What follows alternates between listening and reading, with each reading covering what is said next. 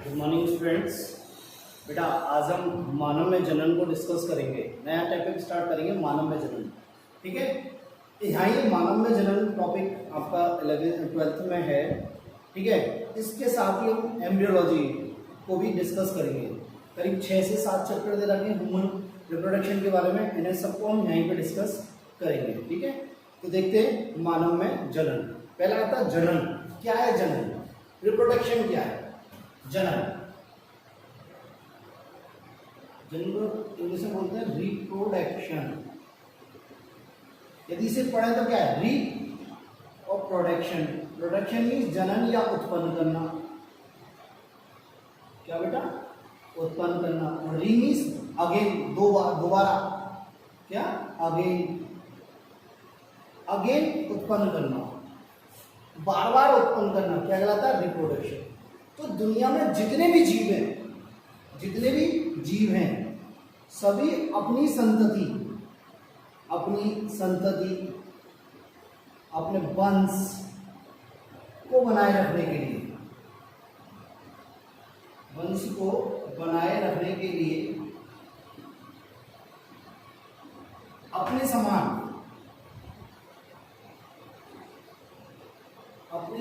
संतान उत्पन्न करते हैं।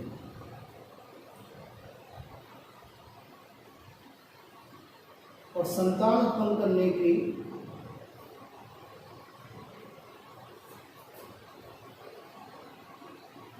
इस प्रक्रिया को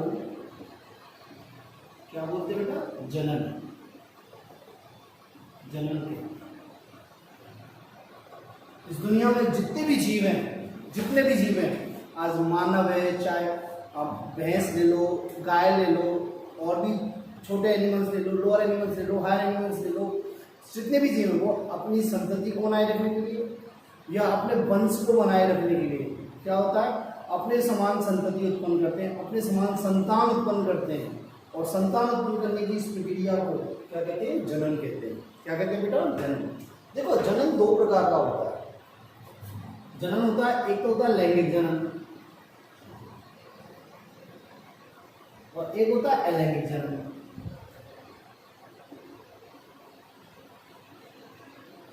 क्या बेटा? लैंगिक जनन और अलैंगिक जनन। लैंगिक जनन को बोलते हैं सेक्सुअल रिप्रोडक्शन। क्या बेटा? Sexual reproduction. और अलैंगिक जनन को क्या बोलते हैं? Asexual reproduction. देखो बेटा, लैंगिक जनन और अलैंगिक जनन में अंतर क्या है?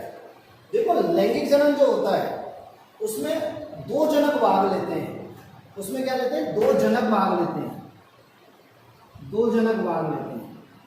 नर व मादा। बात समझ में आई? अलैंगिक जनन में एक ही जनक भाग लेता है। इसमें नर और मादा कुछ नहीं होता, सिर्फ एक जनक से उत्पन्न संतति है। एक जनक से उत्पन्न संतति है। ठीक है, इसमें क्या होता है? अर्धसूत्री विभाजन द्वारा। क्या बेटा? अर्धसूत्री विभाजन द्वारा किसका निर्माण होता है? युग्मकों का निर्माण होता है। अर्धसूत्री विभाजन द्वारा किसका निर्माण होता है? युग्मकों का निर्माण होता है।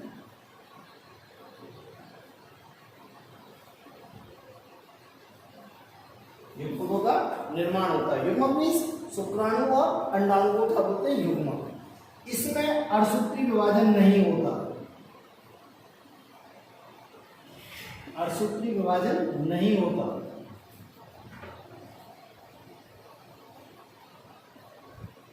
ठीक है, ना ही युग्मकों का निर्माण होता है। अर्धसूत्री विभाजन नहीं होता और ना ही युग्मकों का निर्माण होता है।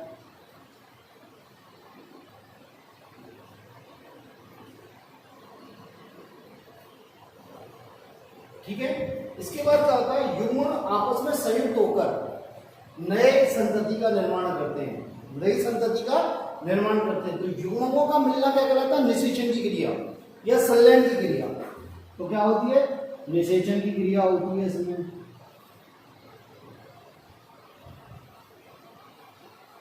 संलयन की क्रिया होती है। ठीक है, और इसमें क्या होती है, निषेचन की क्रिया नहीं होती। भाई निषेचन की क्रिया नहीं होगी क्योंकि एक ही जनक है, निषेचन की क्रिया नहीं होगी। तो हम क्या कह सकते हैं, लैंगिक जन्म में कितने जन्म भाग लेते हैं, 2 जन्म भाग लेते हैं, नर व मादा, नर व मादा। दूसरी बात, अर्धसूत्री विभाजन द्वारा किसका निर्माण होता है, युग्मकों का निर्माण होता है। और उसके बाद क्या होता है, युग्मकों के संलयन से क्या होती है, नई संतति उत्पन्न होती है। बात समझ में आई, इसे कहते हैं लैंगिक जन्म। क्या बोलते हैं बेटा, लैंगिक जन्म। अलैंगिक जन्म में क्या होता है, सिर्फ एक ही जनक भाग लेता है। एक्चुअली इसमें जनक ही एक होता है, इसमें नर और मादा नहीं होते ऐसा कि ये नर है ये मादा है। इसमें एक ही जनक से उत्पन्न संतति है, इसमें अर्धसूत्री विभाजन नहीं होता। क्या बेटा, अर्धसूत्री विभाजन नहीं होता। अब अर्धसूत्री विभाजन नहीं होगा तो युग्मकों का निर्माण नहीं होगा, और जब युग्मकों का निर्माण नहीं होगा तो निषेचन की क्रिया भी नहीं होगी। क्या नहीं होगी, निषेचन की क्रिया नहीं होगी। ठीक है, तो इसमें क्या हुआ, एलेक्जन में कायिक कोशिका डायरेक्ट नई संतति उत्पन्न करती है। कायिक कोशिका संसूत्री विभाजन द्वारा नई संतति उत्पन्न करती है। मेरी बात समझ में आई क्या बेटा, क्या कह सकते हैं इसमें, कायिक कोशिका विभाजन द्वारा, कायिक कोशिका विभाजन द्वारा, समसूत्री विभाजन द्वारा नई संतति उत्पन्न करती है। बात समझ में आई, क्या उत्पन्न करती है बेटा, नई संतति उत्पन्न करती है। ठीक है, एक आता है अनिषेक जनन, एक और आता है अनिषेक जनन। क्या आता है बेटा, अनिषेक जनन। देखो अनिषेक जनन में क्या होता है,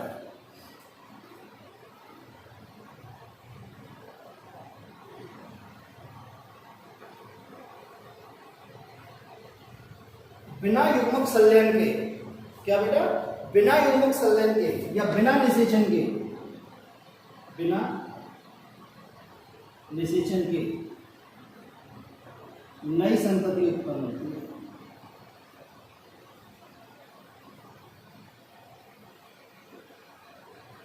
क्या बेटा, बिना निषेचन के क्या होती है, नई संतति उत्पन्न होती है। मतलब अनिषेचित अंडा, क्या बेटा, अनिषेचित अंडा डायरेक्ट किसमें बदल जाता है, भ्रूण में।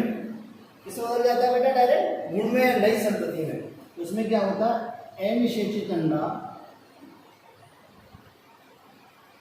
डायरेक्ट किसमें बदल जाता है, नई संतति में, नई संतति किसमें बदल जाता है, नई संतति में उत्पन्न होता है। मेरी बात समझिए, तो इस चैप्टर में हम जो मेनली डिस्कस करेंगे वो क्या डिस्कस करेंगे, लैंगिक जन्म। क्या डिस्कस करेंगे बेटा, लैंगिक जन्म। तो मेरी बात समझ में, एक बार दोबारा सुनो, जनन क्या है, मतलब दोबारा बार बार उत्पन्न करना, बार बार किसी चीज को उत्पन्न करना, ये होता है जनन। ठीक है, तो जीव, जितने भी जीव हैं, जितने भी जीव जंतु हैं, वो अपनी संतति को बनाए रखने के लिए, अपने वंश को बनाए रखने के लिए क्या करते हैं, अपने समान संतति उत्पन्न करते हैं, अपने समान नई संतान उत्पन्न करते हैं। और ये संतान उत्पन्न करने की प्रक्रिया क्या कहलाती है, जनन कहलाती है। जनन 2 प्रकार का होता है, लैंगिक और अलैंगिक जन्म। ठीक है, लैंगिक जन्म में क्या होता है, 2 जनक भाग लेते हैं, नर और मादा। इसमें क्या होता है, अर्धसूत्री विभाजन होता है, युग्मकों का निर्माण होता है और निषेचन होता है। निषेचन मीन्स नर और मादा युग्मकों का मिलना। ठीक है, अलैंगिक जन्म में क्या होता है, अलैंगिक जन्म में एक ही जनक भाग लेता है, मतलब एक ही जनक से उत्पन्न संतति है। क्या बेटा, एक ही जनक से उत्पन्न संतति है अलैंगिक जन्म में। अर्धसूत्री विभाजन नहीं होता, युग्मकों का निर्माण नहीं होता और ना ही निषेचन होता है। डायरेक्ट कायिक कोशिका संसूत्री विभाजन द्वारा क्या होता है, नई संतति का निर्माण होती है। एक और आता है अनिषेक जनन। क्या होता है बेटा, अनिषेक जनन। अनिषेक जनन में ना बिना निषेचन के नई संतति का निर्माण। क्या बेटा, बिना निषेचन से नई संतति को उत्पन्न होना, नई संतति का निर्माण। इसमें क्या होता है, अनिषेचित अंडा डायरेक्ट क्या होता है, नई संतति में परिवर्तित हो जाता है। किसमें हो जाता है बेटा, नई संतति में परिवर्तित हो जाता है। तो हम क्या पढ़ेंगे, लैंगिक जनन। तो देखो बेटा, लैंगिक जनन होता कैसे है।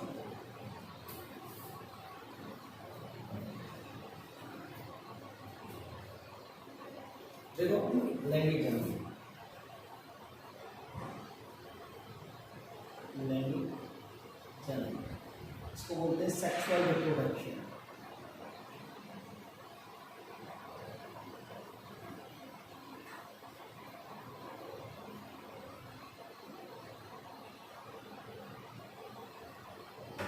देखो बेटा, इसमें दो भाग लेते हैं, नर और मादा,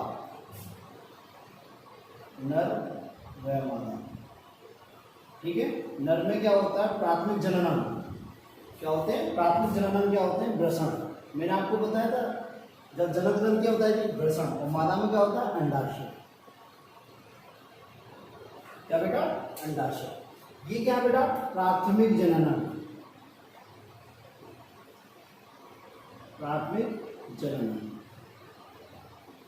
ठीक है बेटा, ये प्राथमिक जननम, इसमें क्या होता है, इनमें क्या होता है, अर्धसूत्री विभाजन होता है। इनकी कोशिकाओं में क्या होती है, जैसे इसमें शुक्रजनन कोशिका होती है, इस प्रकार इसमें क्या होती है, अंडजनन कोशिकाएं होती हैं। ये क्या होती है, द्विगुणित होती है। तो इनमें क्या होता है, अर्धसूत्री विभाजन होता है। क्या होता है बेटा, अर्धसूत्री विभाजन, जिससे किसका निर्माण होता है, इसमें वृषण में शुक्राणु और अंडाशय में अंडाणु। शुक्राणु और अंडाणु को क्या बोलते हैं अपन, युग्मक। क्या बोलते हैं बेटा, युग्मक। ठीक है, अब क्या होता है, शुक्राणु और अंडाणु का इस्तेमाल करता है संलयन। क्या होता है, संलयन। संलयन की क्रिया होती है, मतलब शुक्राणु और अंडाणु में क्या होती है, संलयन की क्रिया। ठीक है, जिसे क्या बोलते हैं, निषेचन। क्या बोलते हैं क्या, निषेचन। ठीक है, निषेचन मीन्स फर्टिलाइजेशन, निषेचन होता है। अब देखो, ये भी अगुणित है और ये भी अगुणित है। ठीक है, तो निषेचन के दौरान क्या बनेगा, युग्मनज। क्या बनेगा, युग्मनज। और ये कैसा होगा, द्विगुणित। भाई युग्मक, युग्मकों के मिलने से क्या होना है, युग्मनज। तो ये शुक्राणु अगुणित और अंडाणु अगुणित, मतलब अगुणित मीन्स एन। तो युग्मनज कैसे होगा, द्विगुणित। क्या होगा, द्विगुणित। अब इस युग्मनज में क्या होगा, विदलन। क्या होगा, विदलन। देखो ना, विदलन क्या होता है, इस युग्मनज में होने वाले समसूत्री विभाजन को क्या बोलते हैं, विदलन। क्या बोलते हैं, विदलन, मतलब एक तरह से समसूत्री विभाजन।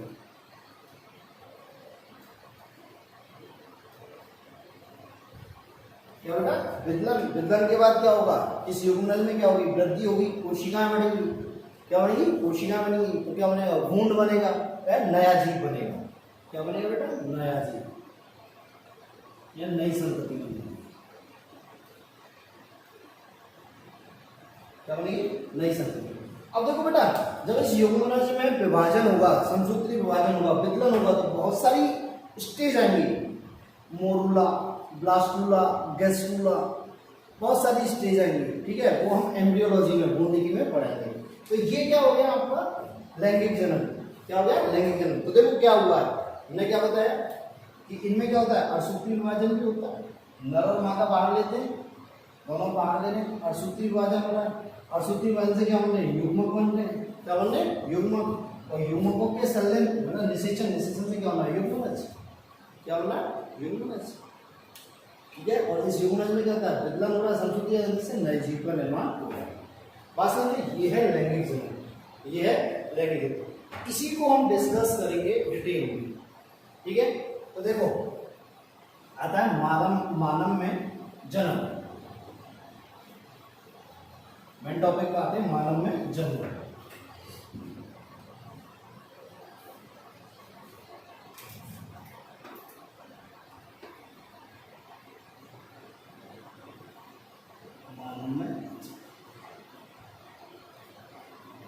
देखो ना, मानव में कौन सा जन्म पाया जाता है, लैंगिक जन्म पाया जाता है। कौन सा पाया जाता है, लैंगिक जन्म। और इसके साथ क्या पाया जाता है, इसमें लैंगिक द्विरूपता पाई जाती है। इसमें कौन सा जन्म पाया जाता है, लैंगिक जन्म। क्या पाई जाती है, लैंगिक द्विरूपता।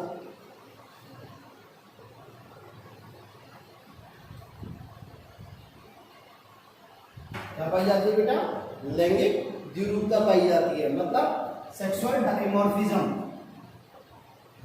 Sexual dimorphism. देखो बेटा, सेक्सुअल डायमॉर्फिज्म का मतलब क्या होता है, लैंगिक द्विरूपता का क्या मतलब होता है कि नर और मादा को उनके बाह्य कैरेक्टर्स, उनके बाह्य लक्षणों के आधार पर पहचाना जा सकता है। उनके बाह्य लक्षणों के आधार पर पहचाना जाता है। इसे क्या बोलते हैं? लैंगिक विरूपता।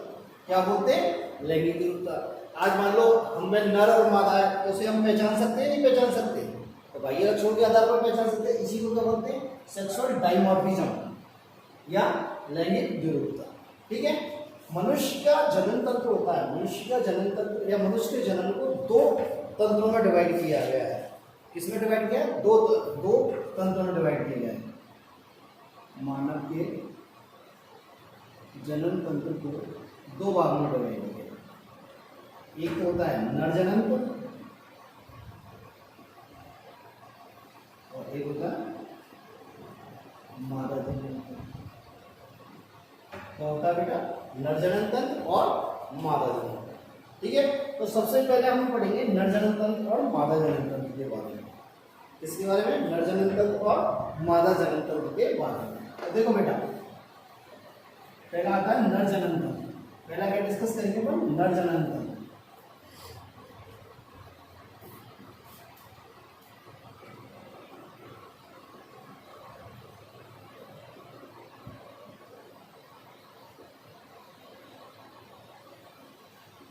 Male reproductive system. देखो मेल रिप्रोडक्टिव सिस्टम के अंदर कौन कौन से अंगों को सम्मिलित किया जाता है? मेल रिप्रोडक्टिव सिस्टम नर जनन तंत्र के अंदर कौन कौन से अंगों को सम्मिलित किया जाता है? तो देखो इसमें दो प्रकार के अंग होते हैं। जो अंग होते हैं, जनन अंग होते हैं, वो दो प्रकार के होते हैं। एक तो होते हैं प्राथमिक जनन अंग,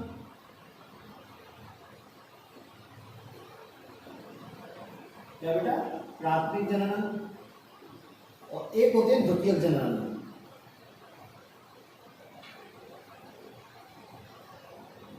द्वितीयक जनन अंग, इन्हें सहायक जनन अंग भी बोलते हैं।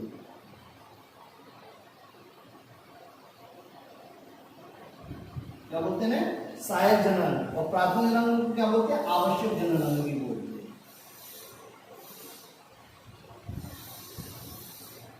क्या बोलते हैं बेटा?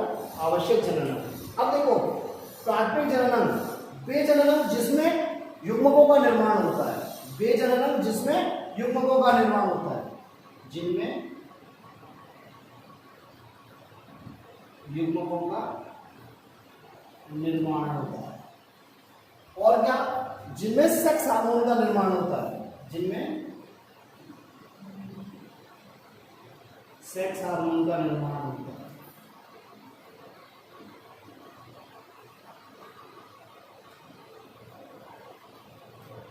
क्या होता है बेटा? जिनमें सेक्स हार्मोन का निर्माण होता है। प्राथमिक जनन अंग वे क्या होते हैं? जिनमें युग्मकों का निर्माण होता है। क्या बेटा? युग्मकों का निर्माण होता है। और दूसरा जिनमें सेक्स हार्मोन का निर्माण होता है। तो देखो प्राथमिक जनन नर में क्या हो गया? वृषण। क्या हो गया? वृषण।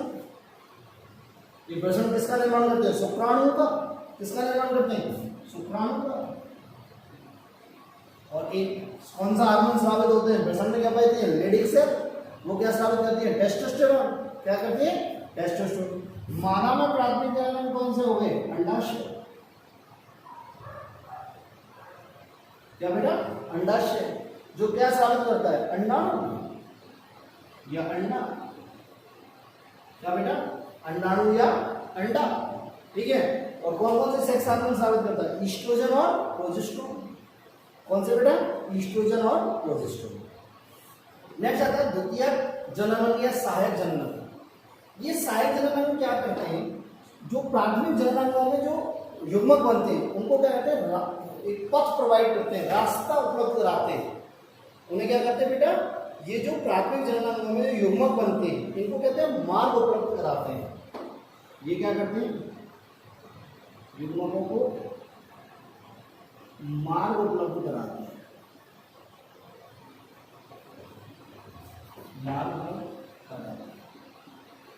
इसके अलावा और क्या करते हैं? और निषेचन में सहायता करते हैं। निषेचन में क्या करते हैं? सहायता करते हैं। भाई वृषण में शुक्राणु बन गए और अंडाशय में अंडाणु बन गया। अब ये निषेचन की क्रिया कहाँ हो गई? निषेचन नलिका में, फैलोपियन ट्यूब में। क्या फैलोपियन ट्यूब में। तो इन्हें या वृषण से निकालकर फैलोपियन ट्यूब तक, वृषण से शुक्राणु को निकाल के, अंडाशय से अंडाणु तक को निकाल के फैलोपियन ट्यूब तक कौन ले जाएंगे? द्वितीयक जननक या सहायक जननक, द्वितीयक जननक या सहायक जननक। तो देखो बेटा, ये द्वितीयक जननक नर में कौन से होते हैं और मादा में कौन से होते हैं?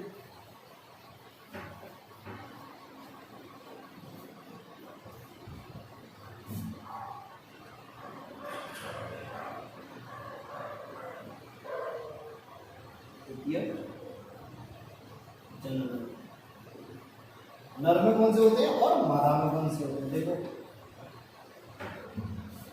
पहले नर में, मेल में, और फिर फीमेल। देखो नर में कौन कौन से होते हैं भाई? वृषण तो हमारा क्या हो गया? प्राथमिक जननक। इसके बाद क्या होगा? अधिवृषण, एपिडिडाइमस। क्या बेटा? एपिडिडाइमस। ठीक है। दूसरा और क्या हो गया? अधिवृषण शुक्रवाहिनी, वास डिफरेंस।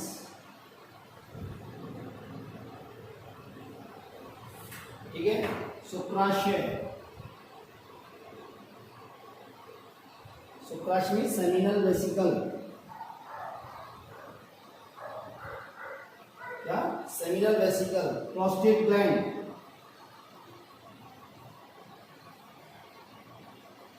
क्या बेटा? Prostate gland. काउपर्स ग्लैंड,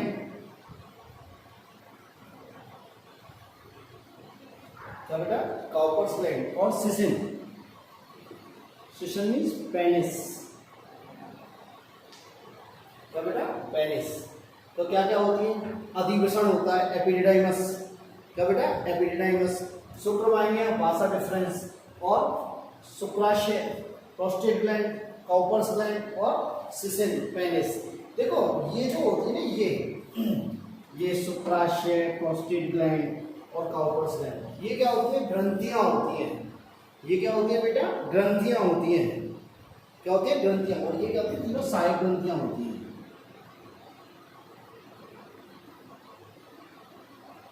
क्या होती है बेटा? सहायक ग्रंथियां। है क्या ये? द्वितीयक जननक में, और ये क्या है? सहायक ग्रंथियां। क्या होती है? सहायक ग्रंथियां। मेरी बात समझ में आई? ठीक है। फीमेल में देखते हैं कौन कौन से होते हैं। फीमेल में अगर देखते हैं, फीमेल में देखो बेटा, ओवेरी मतलब अंडाशय तो में क्या हो गया? प्राथमिक जननक। इसके बाद क्या होता? यूट्रस मतलब गर्भाशय,